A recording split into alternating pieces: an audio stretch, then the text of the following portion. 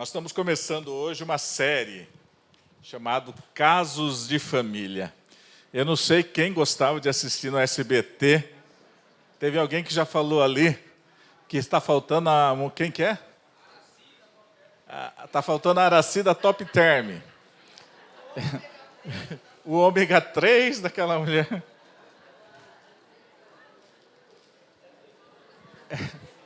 Esse assistia. Sinceramente, eu não sei se eu assisti algum programa, eu só vi alguns flashes. Era uma tal de Márcia. Não, era Márcia, depois foi outra pessoa, né? Ah, vocês assistiam Casos de Família, né? Aquelas tretas todas que acontecia na televisão, um puxava o cabelo do outro, falava, você fez isso, você fez aquilo, fica quieto, cala a boca. E aí revelava o caso de DNA, né? Era aquelas coisas todas. Mas nós estamos usando esse tema, Casos de Família, para começar uma série que, a partir de hoje, nós vamos até o final de junho, provavelmente, com temas que são caros para a família, são temas comuns, mas que fazem uma diferença. E a gente tem visto que na palavra de Deus, na Bíblia, tudo começa pela família, Adão e Eva. O projeto de Deus é sempre através de família. Nós vemos isso através de Adão, Eva, através de Noé, através de Abraão. E nós vamos vendo isso acontecer, inclusive quando Deus, através das 12 tribos, filhos de Jacó ali, formam as 12 tribos, 12 famílias. E dessas 12, a tribo de Judá forma e gera Davi, que vai ser Jesus vai ser dessa linhagem, e nós vamos vendo que Jesus nasce no meio de uma família, e nós vamos ver que os atributos do ministério pastoral na igreja, as maiores qualificações e exigências, exige-se que ele seja uma pessoa que cuide bem da família. E então a família realmente é algo extremamente estratégico no projeto de Deus para a formação do caráter de Deus na vida das pessoas. E hoje nós estamos em 2023, nós estamos vivendo um tempo muito complicado. Estamos diante de um quadro assustador. As famílias estão adoecidas, mesmo as que são chamadas de cristãs. A vida em família é um dos lugares onde mais se exige fé, amor, perdão, comunicação, gerenciamento, coragem, e o fortalecimento da identidade começa na família. Hoje, o modelo da família tradicional, pai e mãe, está bem complicado. Vocês não têm ideia, nas pesquisas que nós temos visto pelo IBGE, hoje existem 19 tipos e laços de parentesco. Famílias que não são mais formadas por pai e mãe, mas são formadas por lares, de alguma forma, quebrados ou marcados por uma série de situações. Há mães ou pais solteiros, netos com avós, netos que são cuidados pelos avós, pais divorciados que se casam novamente, moram com os filhos do antigo casamento, além dos casais que hoje dizem que é uma família, chamado casais homoafetivos, que adotam filhos e são realmente outros que conseguem gerar por assistência, produzidos por assistência, né? por serem casais do mesmo sexo. Dados do censo do IBGE de 2010, o último dado, as mulheres com filhos sem cônjuge, mulheres que cuidam dos seus filhos sem cônjuge, são 2.342.000 famílias que têm as mulheres sem os filhos. Inclusive, é o dobro dos casais que são normais, que eu falo, não normais, mas que têm pai e mãe. ou casais que não têm filhos. Então, existem muitas mulheres cuidando dos seus filhos sem a assistência do pai. Na realidade, é metade de toda família no Brasil. Metade das famílias no Brasil são cuidadas por mães sem ter pais na sua casa. Isso, de uma maneira geral, causa um impacto violento numa série de situações, inclusive de formação da identidade. Em 2022, o Brasil registrou, e aí, no mais específico, no tema que está recorrente, 2.423 casos de violência contra a mulher, sendo que 495 terminaram em morte. E a maioria deles, acontece dentro da família, e 40% desses casos de violência são de evangélicos. Violência na família, 40% das denúncias feitas nos órgãos especializados é realizada por mulheres que se denominam evangélicas. Alguma coisa está errada, muito errada, e a gente precisa tratar desse assunto. Por isso, casos de família. Nós estamos começando essa série. Nós fizemos uma enquete com a liderança e alguns temas a gente propôs, e um deles foi a questão do perdão na família. E a gente vai abordar esse tema hoje, a questão do perdão. Como lidar com a questão do perdão, que é realmente algo desafiador. Eu quero convidar você a ler comigo no livro de Números, capítulo 12. Eu vou ler todo o capítulo. E é uma história, é um caso de família. É um caso de família. Diz o texto assim, eu estou lendo na Almeida 21, você pode seguir pela tela. Miriam e Arão falaram contra Moisés, pois por causa da mulher etíope que ele tomara, pois havia se casado com uma etíope. E disseram: por acaso o Senhor falou somente por meio de Moisés? Não falou também por nós? E o Senhor ouviu isso.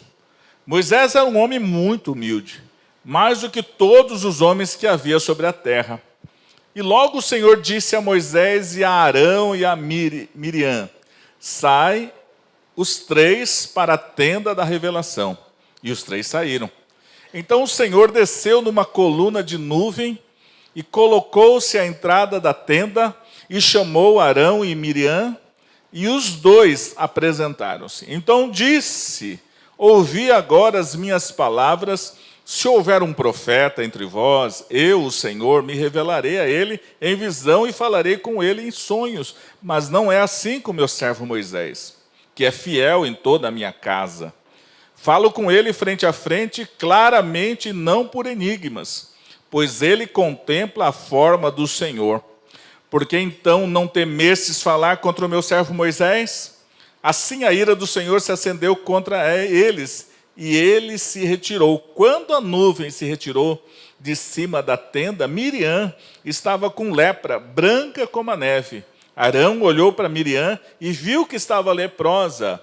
Então Arão disse a Moisés: meu Senhor, rogo-te que não castigues por esse pecado, pois agimos como loucos e pecamos.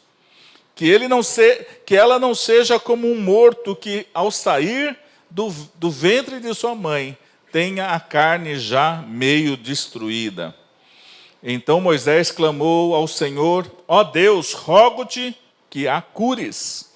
O Senhor respondeu a Moisés: se o pai dela lhe tivesse cuspido no rosto, ela não ficaria envergonhada durante 7 dias? Ficará separada por 7 dias fora do acampamento e depois retornará.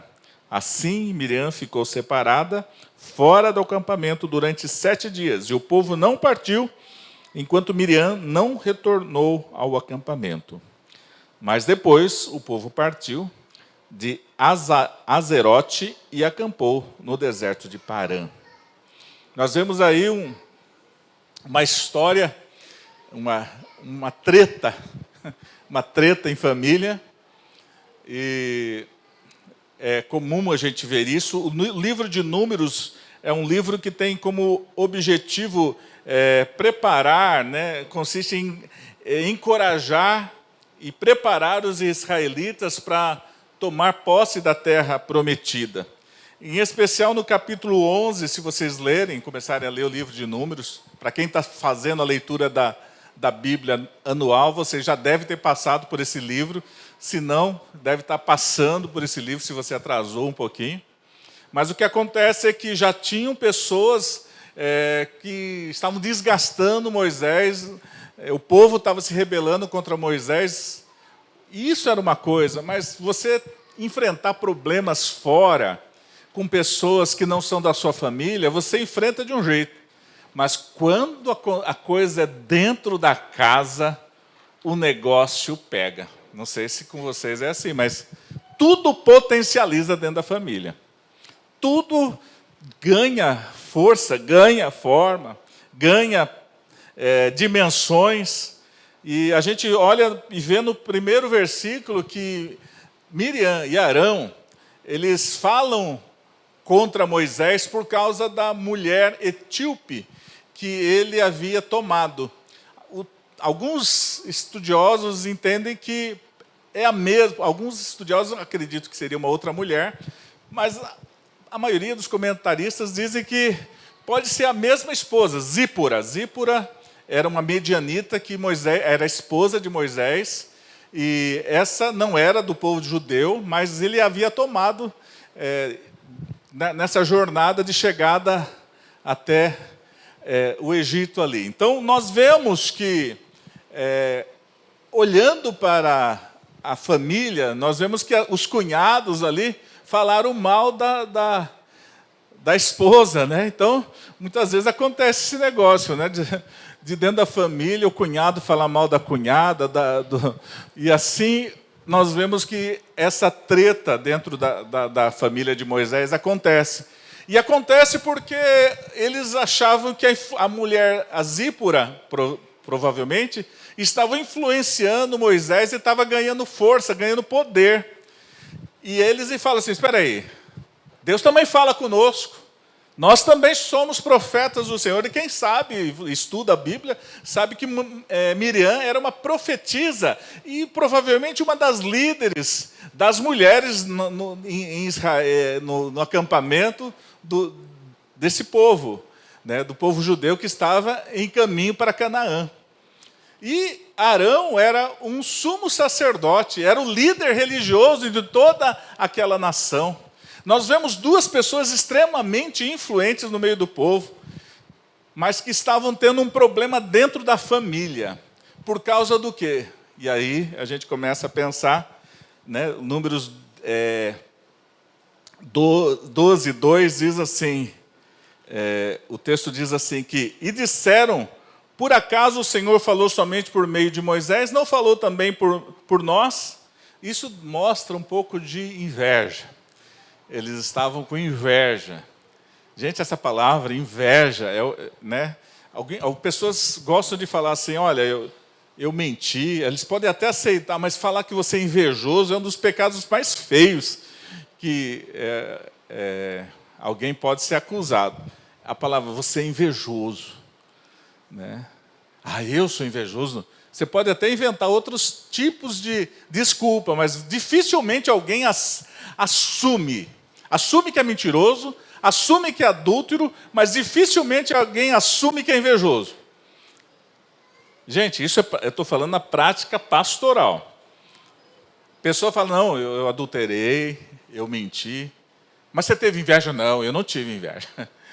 Ah, eu não tive. Normalmente as pessoas têm dificuldade de assumir que tem inveja. E essa inveja gerou essa malignidade dentro da família. E uma definição de inveja, segundo os psicólogos aí, que eu andei verificando, a inveja é um sentimento vivido na relação a dois que traduz uma incompletude. A pessoa se sente incompleta, falta alguma coisa, e ela olha, e um dos sentimentos de falta é experimentado na comparação com o outro. e condiciona o desejo de possuir os atributos de outro. Então ela sente falta, olha o outro, fala, ele tem, então eu quero isso que ele tem. E isso é chamado de inveja. Quando você olha e fala assim, eu quero o que o outro tem. E isso foi o que gerou esse problema na família, inveja. A inveja pelo que Deus fazia através de Moisés e essa relação que ele tinha com Deus, o sucesso e o progresso ministerial, e a gente poderia colocar profissional, a gente poderia colocar o avanço financeiro, a prosperidade, a família. Tem gente que tem inveja da família do outro, porque a família é tão bem organizada e fica com inveja. Tem inveja do carro que trocou, da escola que está estudando, da roupa que comprou, e fica com esse sentimento e começa a ter um desdém e começa a se sentir incompleto. E, de alguma forma, ele tem que atacar aquela pessoa, criar alguma situação desconfortável. Por isso, existe uma frase de Mackintosh, é um teólogo, e ele fala assim, que quem fala mal do seu irmão está certamente fazendo a obra do diabo. O que eu falo? Falar mal do seu irmão, e aqui no caso, falar mal dos seus parentes, falar mal do seu cunhado, falar mal da sua cunhada, falar mal de cunhado, gente, mas como é bom, né? O alvo da família é falar mal dos cunhados, né? Porque cunhado diz que não é parente, né? Diz que é agregado, né? O pessoal fala, é agregado, não é família. Mas não é só de cunhado, fala mal da tia, fala mal do sobrinho, fala mal da mãe, fala mal do pai, fala mal de todo mundo. E esse sentimento de falar mal, né, diz que quem fala mal do seu irmão certamente está fazendo a obra do diabo e infligindo dano a 3 pessoas. Primeiro, ele faz mal a si mesmo. Ou aquele que escuta também, porque eu vou falar mal para alguém. Né? Olha, está sabendo aqui, ó. Aquele cabelinho dele, ó. Todo, né? O cara é careca, né? Fica falando mal do cabelo dos outros, porque não tem cabelo. E acha que está muito enroladinho, está muito não sei o quê. Ou falar mal de outras coisas. Falar mal faz mal para você, faz mal para aquela pessoa que escutou e faz mal daquela pessoa que você está falando mal, né? Do alvo das suas observações e críticas. E o que acontece? Olhando para o texto, se você olhar e observar, Moisés não fala nada. Eles falam mal, a palavra de Deus diz que Deus ouve, e a impressão que dá no texto é que essa discussão houve dentro da tenda da família ali, onde que eles estavam reunidos. E eles estavam falando, olha Moisés, esse negócio de você casar com essa Zípora aí, você está achando que você está se achando porque você acha que Deus fala com você, mas Deus fala também através de nós. E eles eram profetas e Deus falava através deles. Você está pensando que é só você, o bambambam, né? E o texto dá a impressão de que quem começou a treta foi uma mulher. Foi uma mulher, Miriam. E chamou Arão, falou, Arão, você não acha que o negócio com Moisés, ele está se achando? E Arão, para variar, entra e embarca. Porque se você olhar em Êxodo capítulo 12, o povo começou a reclamar que Moisés estava demorando lá no monte. O que acontece? Maria foi com as outras. Falou assim, nós precisamos de então vamos fazer um bezerro de ouro aqui. Arão era muito facilmente influenciado. Embora fosse o líder religioso, Arão dá a impressão de que ele embarcou na história de Miriam e foi junto. Embarcou como gaiato, né? Como diz a música do Paralamas do Sucesso. Como que é? embarquei de gaiato no navio, entrei pelo cano. E aí o que acontece, querido? Arão entra nesse barco furado e acaba por ser chamado a atenção por nada mais, nada menos do que Deus. Deus ouve o que está acontecendo na treta da família e fala assim: vem aqui vocês três, vem aqui no tabernáculo, vem aqui, chega aqui. Eu imagino a jornada deles até a tenda. Falei, agora o negócio pegou. E diante da tenda, Deus chama os dois e passa um pito neles. Fala assim: vocês estão pensando que, olha,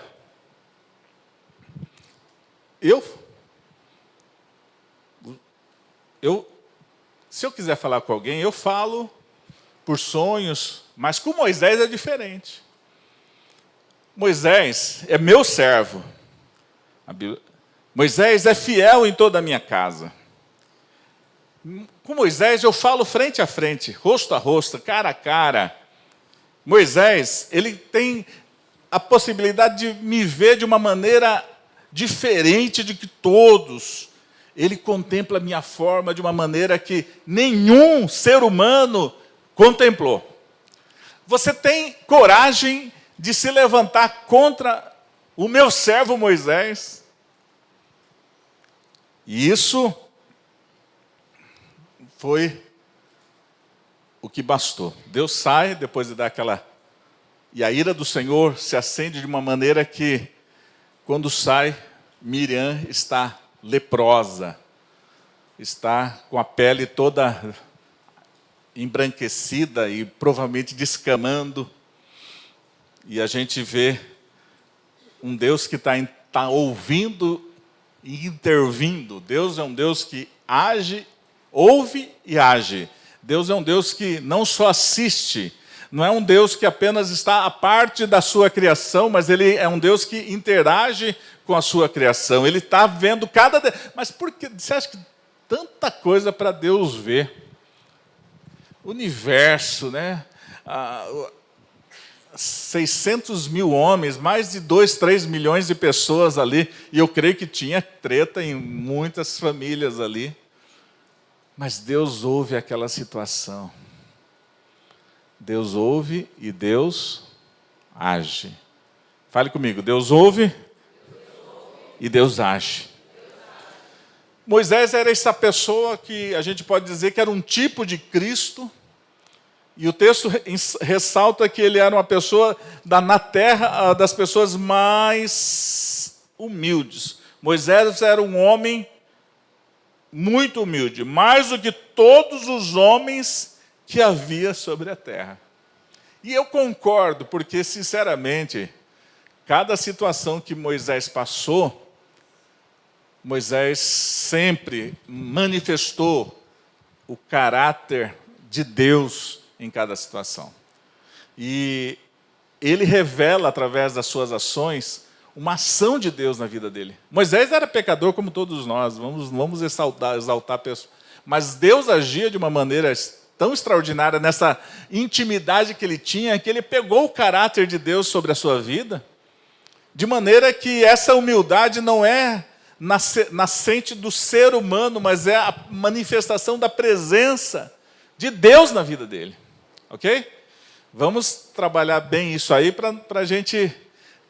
Moisés tinha uma intimidade com Deus de maneira que o seu caráter foi sendo transformado. Se quem olhar Moisés, quando ele mata o egípcio, quando a gente olha, Deus foi transformando a vida de Moisés.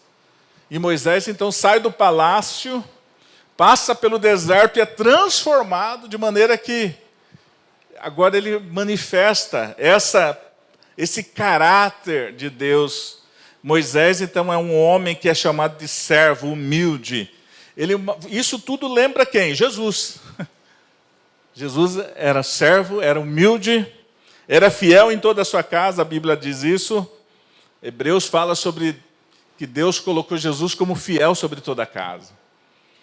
Nós vemos que Jesus falava com o Pai na intimidade, Moisés também. Então, Moisés é um tipo de Cristo e é uma referência para que, se ele pode, também nós podemos ter experiências com Deus dessa forma. Mas existe uma situação que eu quero dizer dentro da família. Aconteceu um pecado. E as consequências desse pecado. Todo pecado gera consequência. Toda situação dentro da sua casa, você falar mal, você criar indisposição, brigar, discutir, vai gerar consequências dentro da sua casa. Miriam teve as consequências.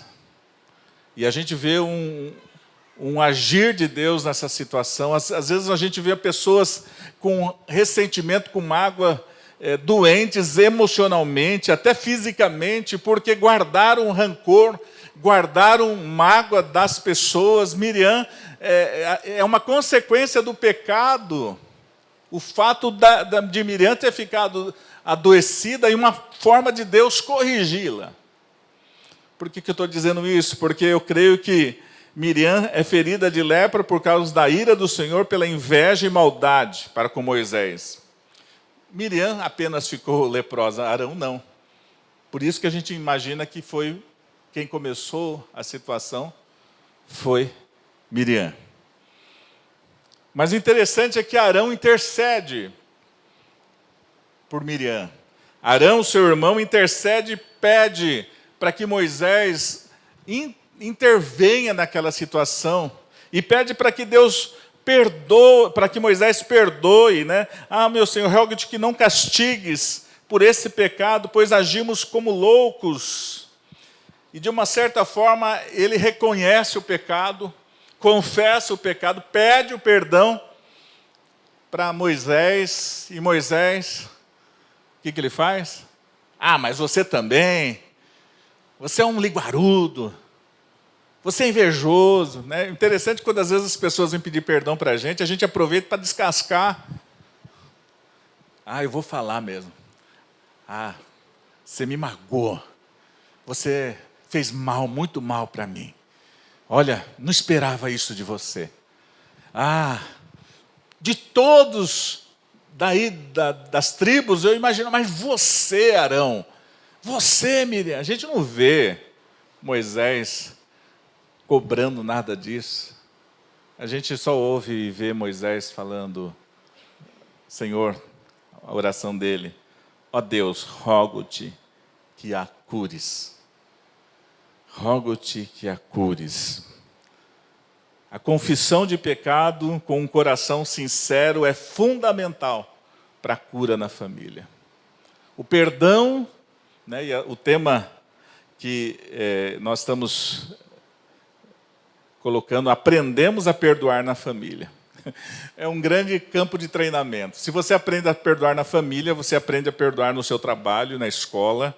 Mas dificilmente, e na realidade o que acontece dentro da família reflete na empresa, reflete na escola, reflete na sociedade.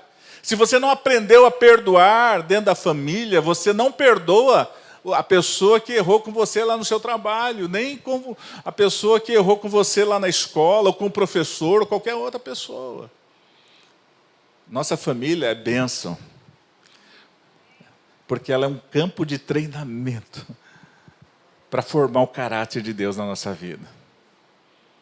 Por isso, certas situações vão acontecer. Não existe família perfeita. Não existe família perfeita. Graças a Deus. Porque na família imperfeita que nós todos fazemos parte, você sabe o que estou falando, as tretas que já aconteceu na sua família. Se alguém levantar aqui e falar para mim, pastor, em minha casa não tem treta nenhuma. Eu vou chamar você, eu vou deixar você pregar aqui. Porque de alguma forma Deus fez alguma coisa de maneira extraordinária. Porque se na família de Moisés, onde um era uma mulher profetisa que falava com Deus, Arão era o sacerdote do Senhor, Moisés, aconteceu isso, imagine com você, que não tem nem tanto compromisso com Deus assim.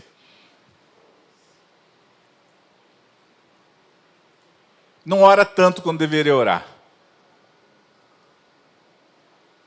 Quantas tretas, quantas confusões você já experimentou na sua família? Mas sabe uma coisa? Basta a gente confessar, se arrepender, e o perdão vem. Confessa, arrepende, confessa, e o perdão virá. Por isso, eu quero começar a encerrar essa mensagem curta, mas de uma maneira bem objetiva. Deus perdoa, porém existem as consequências. Houve essas consequências. O pecado dentro da família, se você olhar um pouquinho o contexto, Miriam fica separada por 7 dias. E sabe o que aconteceu? Toda a tribo parou, esperando Miriam ser curada. O pecado faz com que a vida da família atrase. Quanto progresso poderia ter acontecido? Mas ainda os pecados dentro da família fazem o negócio atrasar. Portanto, não dá para continuar, não dá para prosseguir sem que haja restauração. Não adianta querer fazer de conta que não aconteceu. Não adianta. Precisa ser trabalhado, precisa ser consertado. Precisa esperar a pessoa que ainda está sendo no processo ser trabalhada. Aí a gente vê que Miriam foi restaurada, ela volta para a tribo e aí toda nação começa a andar. Às vezes acontece isso no meio da igreja, às vezes acontece no meio da família. O negócio atrasa, o processo demora. Mas a gente não pode deixar para trás, a gente precisa esperar a restauração. E certamente quando a restauração acontece, começa a avançar. A nossa família começa a prosperar, começa a progredir. E a gente começa a ver o desenvolvimento. Eu não sei se a sua família está enroscada em algum pecado por falta de perdão. Vocês têm que esperar, porque essa pessoa é importante, ela precisa ser restaurada. E depois que ela for restaurada, você vai ver como a família vai avançar. Eu quero colocar alguns pontos aqui, umas aplicações. A guerra dentro da família são mais dolorosas que as guerras aí fora. As palavras ditas por um filho doem mais do que um patrão. As palavras ditas pelo marido ou pela esposa doem mais do que um diretor de escola falar do seu filho. As palavras e as que são ditas dentro das famílias doem mais. É difícil ofender as pessoas que estão próximas? Não, é fácil. Eu acho que a gente se sente na liberdade. É meu irmão, eu posso falar mal dele, é minha cunhada, é meu marido. E a gente se sente na liberdade e acha que pode falar mal deles. Porque nós não temos direito de, só porque são parentes, familiares, falar mal deles por causa dessa proximidade. Temos que respeitar. Nós podemos inflamar o coração de nossos parentes com fofocas, ciúmes, inveja, murmuração. Foi o que aconteceu com Arão. Ele foi influenciado. Devemos nos alegrar com o sucesso dos nossos familiares e não ter inveja deles. Nós devemos aplaudi-los e falar: olha, parabéns, eu estou feliz porque você trocou seu carro, que você se formou na faculdade, que você está indo bem, você emagreceu. Eu só vejo a hora de você cair, alguém fala assim, né? E fica fazendo o gordinho lá, o que emagreceu, cair, oferecendo picanha. pancetinha. Não, ele vai cair, ele vai cair. Ele vai cair nessa, ele vai voltar a engordar. Como que ele vai emagrecer? Estou brincando, mas tem gente torcendo, né? Às vezes dentro da família para você cair. É lamentável isso. Quando eu sei que eu não sou, quando eu sei quem eu sou, não preciso ficar me justificando. Moisés não ficou se justificando. Ele sabia quem ele era, ele sabia quem era o Deus dele. Ficou calado. Tem horas, e a maioria das vezes é melhor você ficar calado. Não entra na provocação. Guarda no teu coração e leva para Deus. Não entra na treta, não entra na discussão. Guarda e fala para Deus. Só fala quando Deus falar para você falar. Fala quando o seu coração estiver preparado para perdoar. Aí você fala.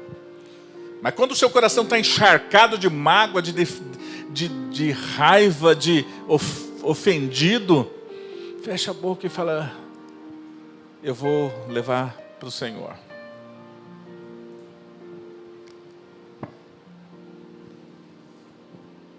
Ser humilde é aprender a depender de Deus em tudo, inclusive nas injustiças. Ah, aquela pessoa é humilde. A palavra humildade, a ideia é dependência de Deus. Aquela pessoa é humilde, é uma pessoa que depende de Deus, depende das pessoas. Ela não tem medo de depender de Deus e das pessoas. O humilde não tem medo de depender de Deus e das pessoas. O arrogante, o orgulhoso, não gosta de depender de Deus e das pessoas. Mas o humilde não tem problema nenhum. Eu preciso de você. Você pode me ajudar? Humildade é isso. Deus é justo. Sabe de uma coisa? Deus está ouvindo cada ofensa contra você. E no tempo certo Ele vai tratar de cada um. E Deus está ouvindo as ofensas que você está falando das pessoas. E Ele vai tratar da sua vida. É gostoso falar: ai, Deus vai fazer justiça para a minha vida. Mas Deus vai fazer justiça para quem for necessário. O ofensor e o ofendido. Gostaria que você ficasse de pé. Sabe de alguma coisa? Há um tempo para que a restauração aconteça, se concretize. Espera. Espera. Em oração, espera. Orando, espera.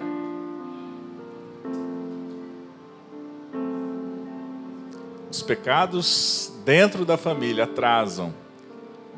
Mas não importa quanto você imagina que você vai avançar deixando as pessoas para trás. Na família, o importante é que todos cheguemos. Todos têm que chegar. Do que depender de você, todos precisam chegar. Tem gente que não vai querer chegar, mas o que depender de você, espere. Não passe, queime processos. Aguarda.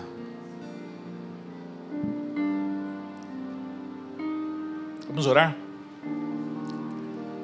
Feche seus olhos, comece a talvez pedir para Deus sondar o seu coração, as situações que aconteceram na sua casa, tem acontecido. Na forma com que você tem tratado o seu filho, sua filha, a forma com que você tem tratado seu cônjuge, da forma com que você tem tratado os familiares à sua volta. Se você lançou palavras de ofensa, julgou, teve inveja, machucou essa pessoa, você agora fala: Senhor, me ajude a restaurar isso, me perdoa, Senhor. Me perdoa, minha família está atrasada, está enroscada. Eu estou atrasado, estou enroscado. Porque o negócio não avança na minha casa. E Deus está falando: não avança por causa disso. Porque há pecado no meio da família, há pecado. Mas na medida que você perdoa, e o melhor lugar para você aprender a perdoar é dentro da família. Quando você aprende a perdoar dentro da família, você vai aprender a perdoar na igreja. Você vai aprender a perdoar onde quer que você esteja. Senhor amado, nós colocamos cada um desses que estão aqui hoje diante do teu altar. E que essa palavra, a palavra do teu Espírito Santo, sobre cada família aqui, Senhor, tenha frutificação. E que, Senhor Deus, haja restauração, haja cura, haja libertação, haja vida, aonde há morte, aonde há separação, aonde há inimizade, Senhor, intervém. Eu sei que o Senhor está escutando cada situação, como a tua palavra diz aqui. Intervém, Senhor. Faz um milagre nessas casas, naqueles que estão aqui hoje. E eu sei que o Senhor quer tratar de cada família aqui. Por isso, Senhor, faz uma obra. Eu gostaria que você levantasse a sua mão se você quer que Deus intervenha, se está tendo situações na sua casa, no seu lar, de situações que precisam da intervenção de Deus. Levante a sua mão, para que haja a paz, haja a restauração, haja a intervenção de Deus. Que não seja a sua carne fazendo, mas o poder de Deus sobre ela. Em nome de Jesus, ó Deus, tu estás vendo as mãos levantadas, clamando, Senhor, pela intervenção. Ah, Deus, faz isso, Senhor, hoje. Faz isso, Senhor, nas famílias dessa igreja.